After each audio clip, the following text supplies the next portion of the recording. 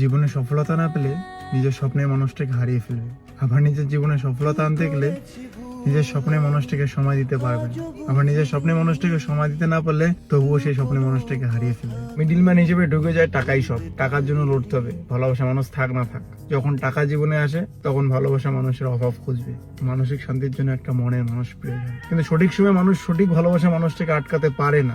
নিজের লাইফের জন্য দৌড়তে গেলে নিজের ভালোবাসা মানুষটা হারিয়ে যায়, নিজের ভালোবাসা মানুষটার জন্য দৌড়তে গেলে নিজের লাইফটা বাস খায়। সবখানে আঘাত পাওয়ার পরে যখন নিজে ডিপ্রেশনে থাকবে তখন বন্ধু বলবে, বন্ধু চিন্তা করিস না, বিশাল এনজয় করতে পারবি জীবনে টাকা থাকলে। আবার সেই বন্ধু যখন তুমি টাকার সমস্যা করবে লাত মেলে চলে যাবে। সব শেষে লাইফ পার্টনারের জন্য আরেকজন মানুষ আসবে, সে এসে বলবে, বাবু আমি শুধু তোমাকে ভালোবেসেছি আর কাউকে না।